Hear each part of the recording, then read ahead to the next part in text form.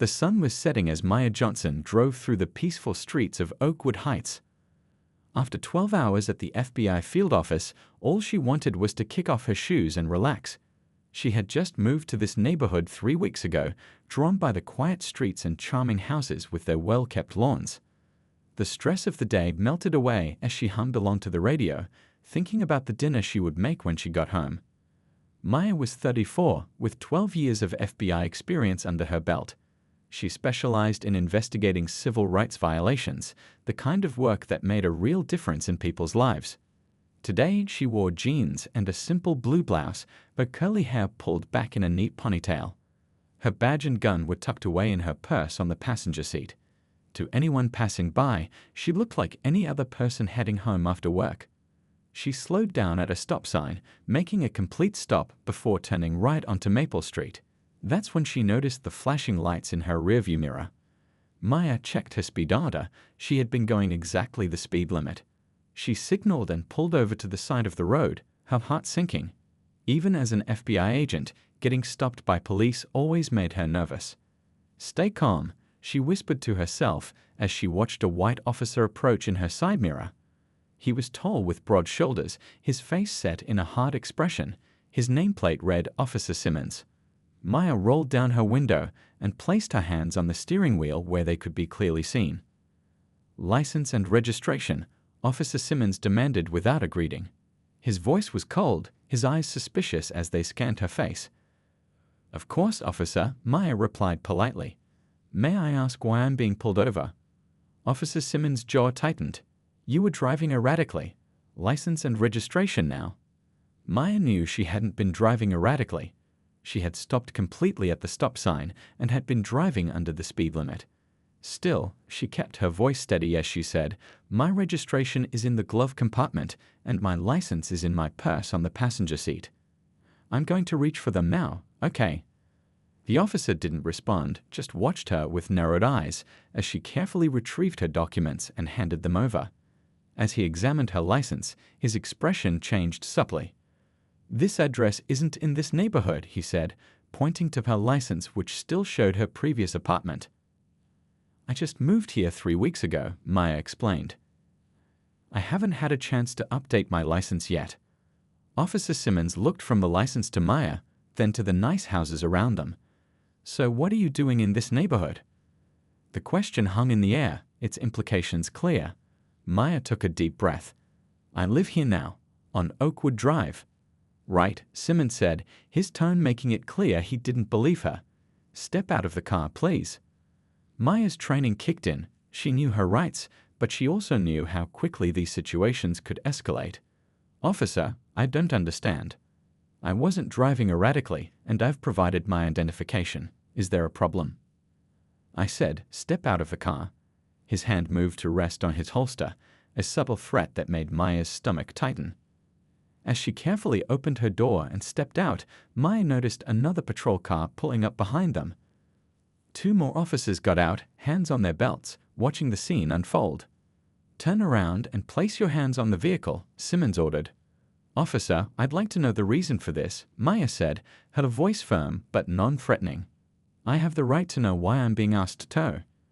"You people always think you know the law," Simmons cut her off, his voice dropping so only she could hear. "Always running your mouths instead of just doing what you're told." In that moment, Maya made a decision. Her FBI badge was in her purse, and she could end this right now. But something told her to wait, to document everything that was happening. Because this wasn't just about her, this was about everyone who looked like her who drove through this neighborhood. So instead of reaching for her badge, Maya turned slowly and placed her hands on her car, her mind Maya stood recording with her every hands on her detail car, of what was about to feeling become the much evening more air than a grow routine cooler traffic against her stop. skin. Behind her, Officer Simmons was running her license through the system. She could hear him talking with the other officers who had arrived, their voices low but clearly relaxed, as if this was all routine for them. "Spread your feet wider," Simmons barked as he returned. Maya complied, fighting to keep her expression neutral despite the anger building inside her. She had done nothing wrong, nothing at all. "Officer, I still don't understand why I'm being detained," Maya said, her voice steady. Years of FBI training had taught her how to stay calm in tense situations. I wasn't speeding. I used my turn signal, and I came to a complete stop at the sign. Simmons stepped closer. When I tell you to do something, you do it. You don't ask questions. His breath was warm against her neck. I said you were driving erratically, and that's what's going in my report. Maya felt a chill run down her spine. She knew exactly what was happening here. She'd investigated dozens of cases just like this one over her career. Sir, I know my rights, Maya said carefully. And I know that you need reasonable suspicion to. There she goes again, Simmons called out to his colleagues, cutting her off. Another one who thinks she's a lawyer. He leaned in again and muttered, "You people watch too many cop shows. This isn't TV. This is my street, and I decide who belongs here." Maya caught the phrase "you people" and felt her heart rate quicken. There it was. The real reason she'd been pulled over. Not for a traffic violation, but for driving while black in an upscale neighborhood. Simmons began patting her down, his movements rough and unnecessarily forceful. Maya bit her lip, focusing on remembering every detail, every word for her report later. "I don't consent to a search of my person or my vehicle," she stated clearly, making sure the other officers could hear. Simmons laughed. "Consent? I don't need your consent. I smell something suspicious." Maya knew he was lying. There was nothing to smell. Her car was spotless. "Officer Jones," Simmons called to one of his colleagues, "search the vehicle." The younger officer hesitated for just a second before moving toward Maya's car. He knew the search was questionable at best, illegal at worst, but he wasn't going to challenge Simmons in front of a suspect. As Officer Jones began searching her car, Simmons spun Maya around and reached for his handcuffs. "You're putting me in handcuffs?" Maya asked, disbelief in her voice. "For what charge?" "For not cooperating," Simmons said, tightening the metal cuffs around her wrists. They'd bit into her skin painfully, tighter than necessary. "And for disrespecting an officer." Maya took a deep breath. "Neither of those are actual charges, Officer Simmons." His face hardened. "How about resisting arrest?" "I'm not resisting," Maya said clearly, aware that the other officers were watching. "I'm complying with all your commands while verbally expressing that I don't consent to illegal search and seizure, which is my constitutional right." Something changed in Simmons' expression, a flash of uncertainty, quickly replaced by anger. This woman knew too much about the law for his comfort. "Check her purse," he ordered Officer Jones, who had found nothing in the car. Maya watched as Jones opened her purse. Any second now, he would find her FBI credentials. Part of her wanted him to find them immediately to end this farce. But another part, the investigator in her, knew that what was happening here was bigger than just her. If this was how these officers treated a random black woman driving through this neighborhood, how many others had suffered the same or worse? How many didn't have the knowledge or resources to fight back? Jones emptied the contents of her purse onto the hood of her car. Wallet, keys, phone, lipstick, tissues. But he didn't open her wallet, where her badge was tucked in a side pocket. "Nothing here, Simmons," Jones reported. Simmons looked disappointed. "Put everything back and bring her to the car. We're taking her in." "On what charge?"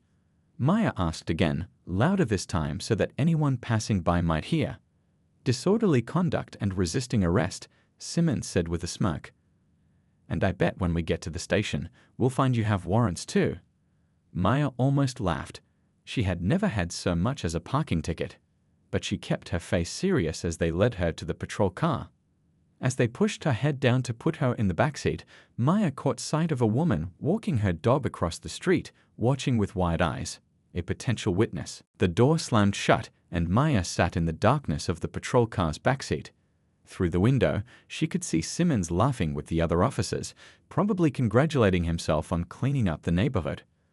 Little did he know, he had just made the biggest mistake of his career. The ride to the police station was silent and tense. Maya sat in the back of the patrol car, the handcuffs digging into her wrists with every bump in the road. Through the metal grate separating her from the front seats, she could see Officer Simmons glancing at her in the rearview mirror, a smug look on his face. Maya used this time to think. As an FBI agent, she knew exactly how the system worked from the inside. She could reveal her identity right now and end this whole situation.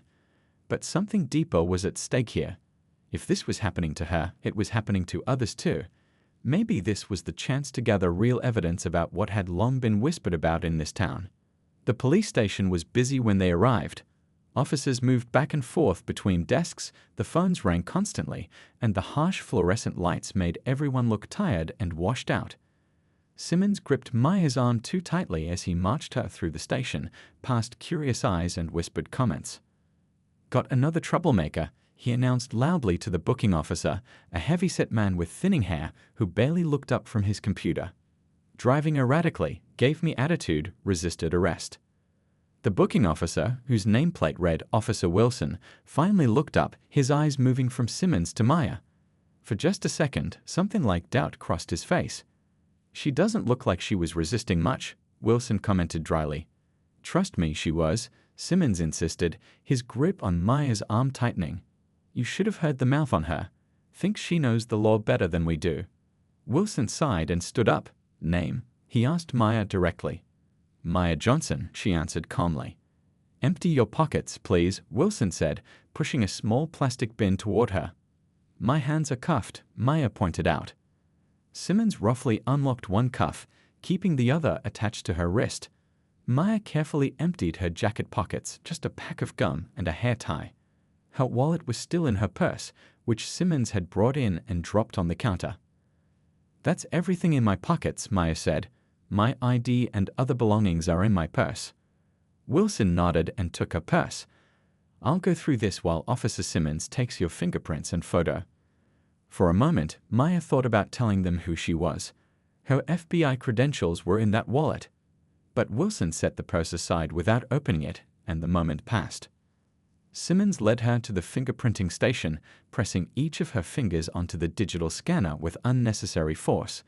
Maya remained silent, observing everything, remembering every detail, every face, every procedure that wasn't being followed correctly. "Stand against the wall," Simmons ordered for her mugshot. Maya did as she was told, looking directly into the camera, her expression calm and dignified despite the situation. As the camera flashed, Simmons leaned in close. "Not so high and mighty now, are you? Should have stayed in your own neighborhood." Maya said nothing, but her eyes locked with his, steady and unafraid. It seemed to unnerve him slightly, and he stepped back. After the booking process was complete, Simmons led Maya to a holding cell. Inside were 3 other women who looked up as the cell door opened. 2 looked away quickly, but one, an older woman with kind eyes, watched as Maya was pushed inside. "Behave yourself," Simmons said with a smirk before walking away. The cell door clanged shut, and Maya stood still for a moment, taking in her surroundings.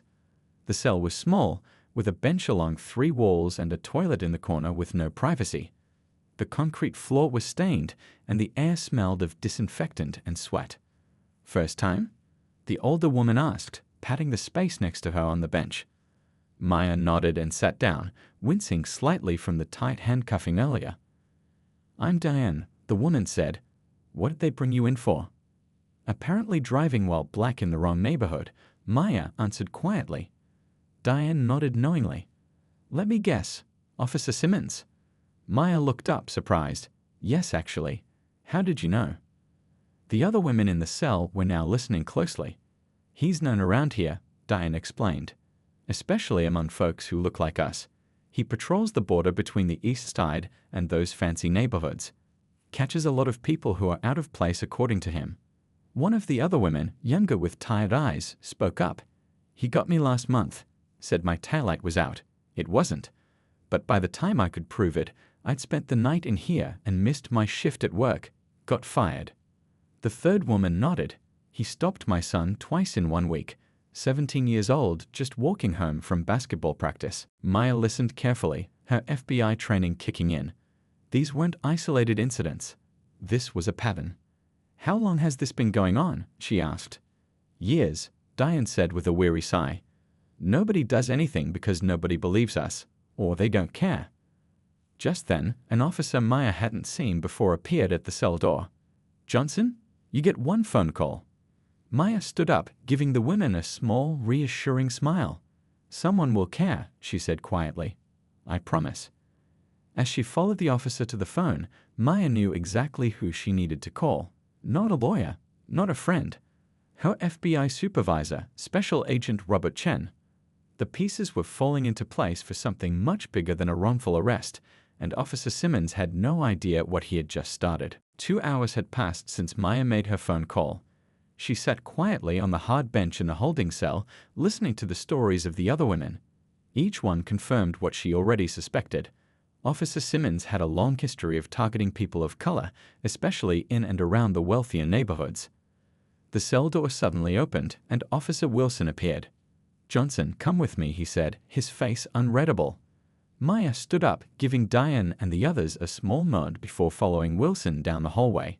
He didn't cuff her this time, which seemed strange given the charges against her. "Where are we going?" Maya asked. Wilson didn't answer, just led her through a different door than the one she'd come in through.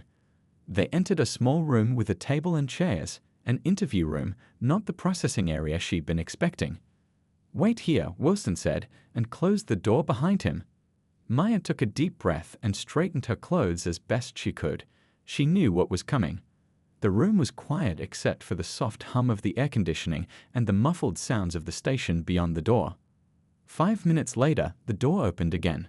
A tall Asian man in a crisp suit walked in, followed by a flustered-looking police sergeant whose nameplate read "Staked." Baker. The man in the suit was Robert Chen, Maya's supervisor at the FBI. "Special Agent Johnson," Chen said formally, though his eyes held a mix of concern and barely contained anger. "Are you all right?" The sergeant's eyes widened. "Special Agent." Maya nodded to Chen. "I'm fine, sir." She turned to the sergeant. "Yes, FBI. Though Officer Simmons never gave me the chance to identify myself." Sergeant Baker's face had gone pale. "There's been a misunderstanding." "No misunderstanding," Chen cut in sharply. "One of my agents was racially profiled, illegally searched, arrested without cause, and denied her rights. That's not a misunderstanding. That's a federal civil rights violation." The door opened again, and the police chief walked in, his face tight with worry. "I just heard," he said quickly. "We're looking into this." "You'll do more than look into it," Chen said. "Where is Officer Simmons now?" As if on cue, the door opened once more, and Officer Simmons walked in. He hadn't been told why he was called back to the station, and his face showed only annoyance until he saw Maya. "What's she doing out of the cell?" he demanded, not noticing Chen or the tension in the room. "Officer Simmons," the chief said stiffly. "This is Special Agent Robert Chen from the FBI, and it seems you've already met Special Agent Maya Johnson." The color drained from Simmons' face as his eyes darted from Maya to Chen to the chief and back to Maya. For a moment, he looked like he might be sick. That's impossible," he stammered. "She never identified herself as FBI." "You never gave me the chance," Maya said calmly, standing up straight. "You were too busy making assumptions based on the color of my skin." Simmons looked desperately at his superiors. She was driving erratically. "My car has a dashboard camera, Officer Simmons," Maya interrupted. "Standard FBI issue. It records everything, my driving, the stop, your comments. All of it." This was a bluff. Her personal car didn't have such a camera, but Simmons wouldn't know that. The panic in his eyes told her the bluff had worked. "I want my union rep," Simmons said quickly. "You'll need more than a union rep," Chen replied. He turned to the chief. "We'll need your department's full cooperation. Agent Johnson's arrest wasn't an isolated incident. We've been monitoring complaints against your department for months." This wasn't entirely true either, but Chen was following Maya's lead. Sometimes in law enforcement, you had to press the advantage when you had it. The chief looked stunned. "Monitoring? What complaints?" Maya stepped forward, her voice steady. "While I was in your holding cell, I spoke with 3 other women who had similar experiences with Officer Simmons. Targeted stops, searches without consent, arrests on trumped-up charges, all of them women of color." The chief shot an angry look at Simmons, who seemed to shrink under his gaze. "That's just tonight," Maya continued. "How many similar reports have been filed over the past year? How many were dismissed or buried? Those are the questions we'll be asking as part of our investigation." "Investigation?" Sergeant Baker repeated weakly. Chen nodded grimly. What happened to Agent Johnson tonight has given us probable cause to open a formal civil rights investigation into your department's practices. The chief wiped his forehead with a handkerchief. Now, hold on. One officer's actions don't reflect. One officer's actions that no one stopped, Maya pointed out. The other officers at the scene didn't intervene. The booking officer saw inconsistencies in the report but processed me anyway. The room fell silent as the implications sank in. This wasn't just about one bad cop anymore. It was about a system that allowed him to operate unchecked. Officer Simmons stared at Maya with a mixture of shock and hatred. He had thought he was teaching a lesson to someone who didn't belong in his neighborhood. Instead, he had walked straight into a nightmare of his own making. Agent Johnson, Chen said, breaking the tense silence. I believe your car is still at the scene of the arrest. I'll drive you there to retrieve it. He turned to the chief. We'll be in touch. Soon. As they walked out of the station, Maya held her head high. The tables hadn't just turned, they had been completely flipped over. And this was only the beginning. The next morning, the police station buzzed with nervous energy. Word had spread quickly about what happened with Officer Simmons and the FBI agent he'd arrested. Officers spoke in hushed tones, glancing over their shoulders, wondering what would happen next. They didn't have to wait long to find out. At precisely 9 a.m., 3 black SUVs pulled up in front of the station. Maya stepped out of the first vehicle, now dressed in a professional pantsuit with her FBI badge clearly visible on her belt. She was followed by Special Agent Chen and 4 other agents, all carrying briefcases. Inside, the front desk officer nearly dropped his coffee when the team walked in. We're here to see Chief Reynolds, Maya said, her voice calm but firm. The officer fumbled with his phone. Yes, ma'am, right away. 5 minutes later, they were seated in the station's largest conference room. Chief Reynolds entered, looking like he hadn't slept all night. Agents, he said stiffly, what can we do for you today?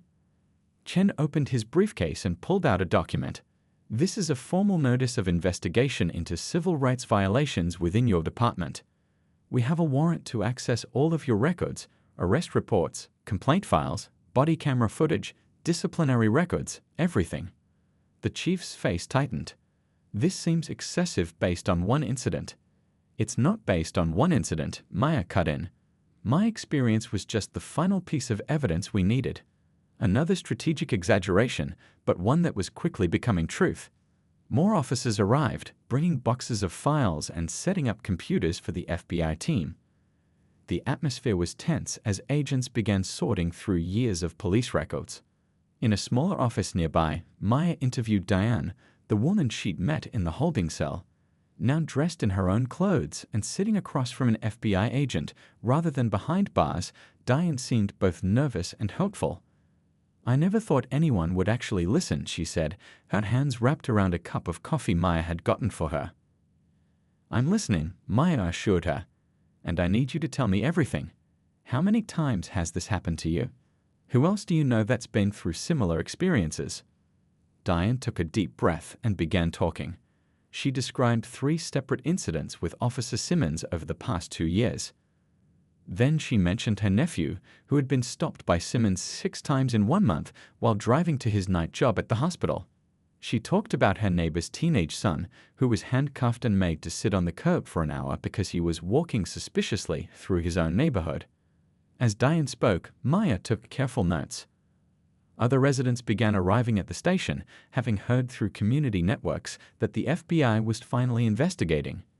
Each had similar stories: pretext stops, searches without consent, excessive force, charges that were later dropped but not before people spent nights in jail, missed work, paid for towing fees, or suffered other consequences. By mid-afternoon, the FBI team had set up a proper operation in the conference room. Computers displayed maps of the city with arrest locations marked by red dots. The pattern was unmistakable: heavy concentration of stops and arrests in predominantly minority neighborhoods and along the borders of wealthier, wider areas. Look at this, Agent Chen said, pointing to a screen displaying Simmons' arrest statistics. In the past year, 87% of his stops were of minority drivers. The department average is 62%, which is still disproportionate to the population. Maya nodded, studying the data. And look at these complaint files. 23 formal complaints against Simmons in 3 years, all dismissed for insufficient evidence or officer's word against civilian. The door opened and Chief Reynolds entered with the city attorney, a nervous-looking man with thinning hair and a rumpled suit. "This has gone far enough," the chief said. "You're disrupting our entire operation." "Your operation needs disrupting," Chen replied calmly. "We've found enough evidence in just 6 hours to justify a full Justice Department investigation." The city attorney stepped forward. "What exactly are you looking for here? What do you want?" Maya stood up. "Justice. Accountability. Real change." She turned a laptop around to show them the map with its denning pattern of red dots. "This isn't about one officer. This is about a system that protected him and others like him." The chief's face flushed red. "Now wait just a minute." "No, you wait," Maya said, her voice rising slightly. "While I was in your holding cell last night, I met 3 women who had been targeted by the same officer who targeted me. That's not coincidence. That's a pattern." The door opened again, and a young officer entered hesitantly. "Excuse me, Chief, but there's something you should see." She was holding a tablet, which she passed to the chief. His face went pale as he watched whatever was on the screen. "What is it?" the city attorney asked anxiously. The chief passed him the tablet without a word. On the screen was a news report. The headline read, "FBI investigating local police for civil rights violations after agent's wrongful arrest." The report showed footage of Maya being handcuffed beside her car, taken by the woman walking her dog across the street. Someone had recorded the whole thing and sent it to the news. The story was out. There was no containing it now. "We were going to give you the chance to cooperate fully and make changes internally," Chen said. "But it seems the public has a right to know what's happening in their police department." Maya looked at the stunned faces of the chief and the city attorney. "This is just the beginning," she said quietly. "The real work starts now." Over the next 3 weeks, the small police station became the center of a storm. News vans parked outside daily. Community members gathered on the sidewalk, some holding signs demanding justice, others simply watching as FBI agents came and went with boxes of files. Inside, Maya and her team worked methodically, uncovering years of problematic patterns. They found that Officer Simmons wasn't the only problem, though he was certainly the worst offender. The entire department had been operating with little oversight and even less accountability. "Look at this," Agent Chen said one afternoon, sliding a folder across the table to Maya. Complaints about illegal searches were filed by 43 different people in the last 2 years. Not a single one resulted in disciplinary action. Maya flipped through the pages, her jaw tightening. And most of these complainants were people of color. Chen nodded grimly. The system was designed to protect officers, not citizens. That evening, Maya sat in a packed community center. The wooden chairs were filled with local residents, many of whom had come forward with their own stories in the weeks since her arrest. The room hummed with nervous energy as people whispered among themselves, wondering what would happen next. Maya stood at the podium, looking out at the sea of faces. These were the people who had lived under the shadow of biased policing for years. They deserved answers. "Thank you all for coming," she began. "As you know, the FBI has been investigating your police department for civil rights violations. Tonight, I want to share what we found and what happens next." The room fell silent as Maya outlined the investigation's findings. The numbers were damning. Minority residents were 6 times more likely to be stopped, 4 times more likely to be searched, and 3 times more likely to be arrested than white residents for the same behaviors. "This isn't about a few bad officers," Maya explained. "This is about a system that allowed discrimination to become standard practice." From the back of the room, a voice called out, "What about Simmons? Is he going to jail?" The question hung in the air. Everyone knew Officer Simmons, either personally or by reputation. "Officer Simmons has been suspended pending termination," Maya answered. "And yes, he is facing federal charges for civil rights violations, but he's not the only one." Murmurs rippled through the crowd. "Yesterday, we presented our findings to the Department of Justice," Maya continued. "Based on our evidence, they're opening a pattern or practice investigation into the entire department." A middle-aged man in the front row raised his hand. "What does that mean for us, in real terms?" It was a good question, one that cut through the legal jargon to what really mattered. It means change is coming, Maya said simply.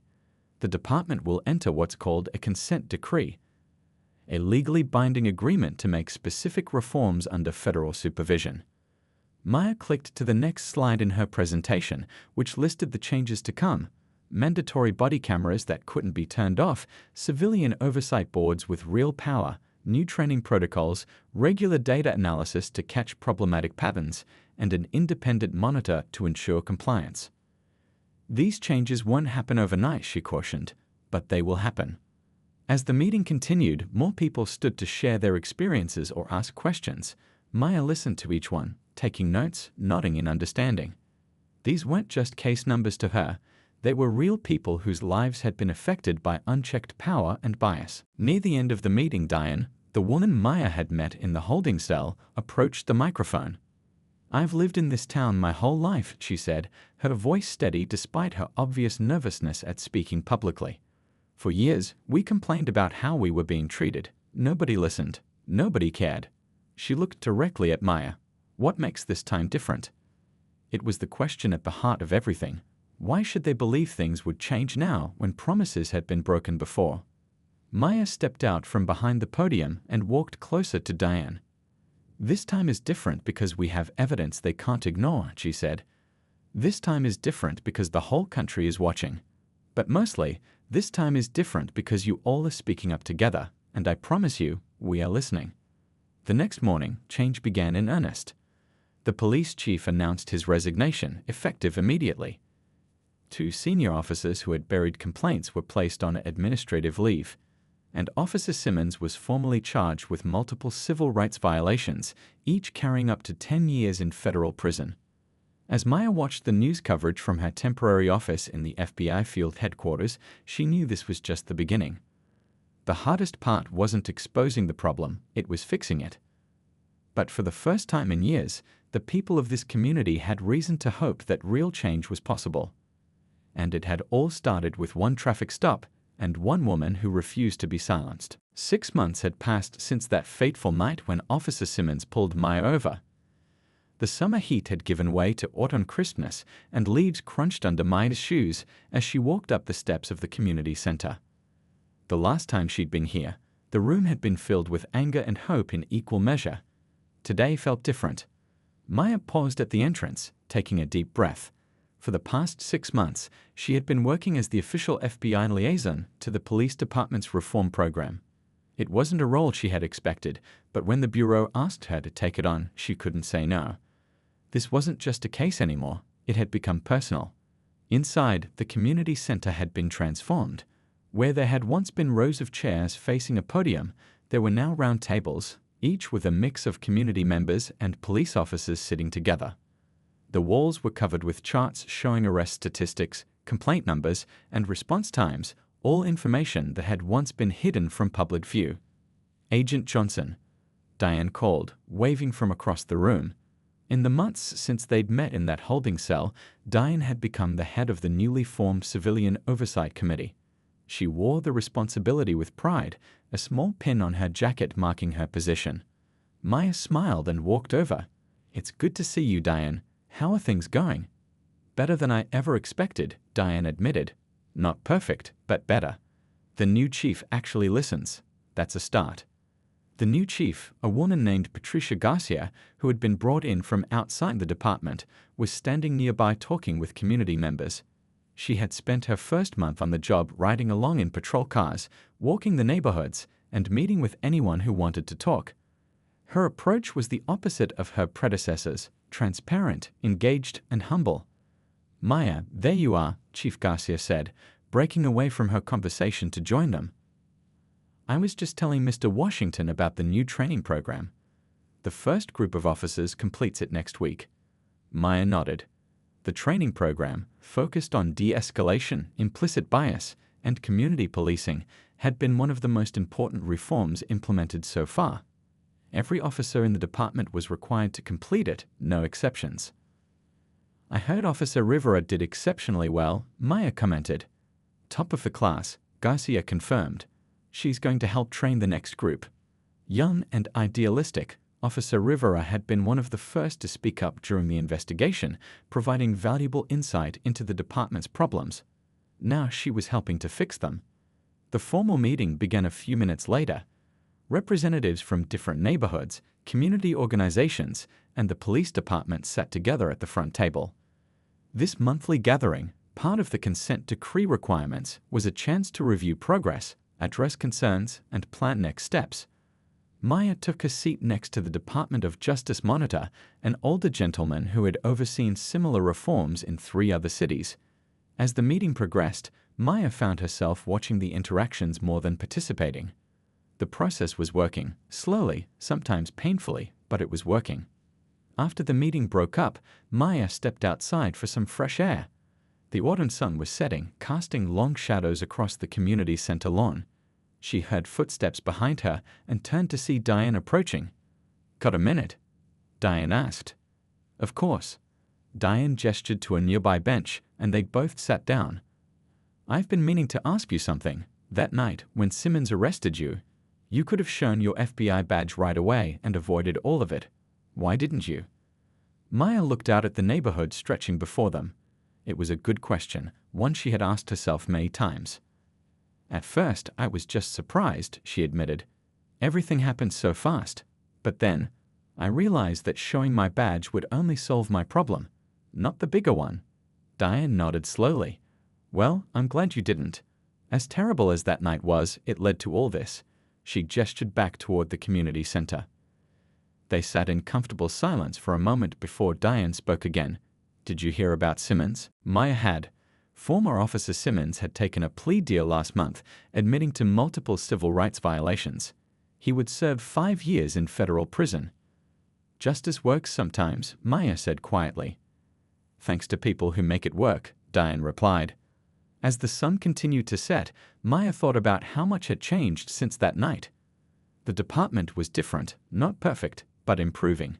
New policies were in place. Bad officers had been removed. Good ones were being supported and trained properly. Most importantly, the community was involved now. People like Diane weren't just subjects of policing, they were partners in it. That was the real transformation. The next morning, Maya drove through the same neighborhood where she'd been pulled over 6 months earlier. She passed a patrol car parked at a corner and noticed the officer inside, one of the younger ones who had embraced the reforms, chatting with a group of teenagers. No tension, no fear, just a normal conversation. As Maya continued home, she realized something important. What happened to her had been wrong, deeply, unforgivably wrong. But from that wrong, something right had grown. The tables hadn't just turned for one racist cop. They had turned for an entire community. And that made all the difference.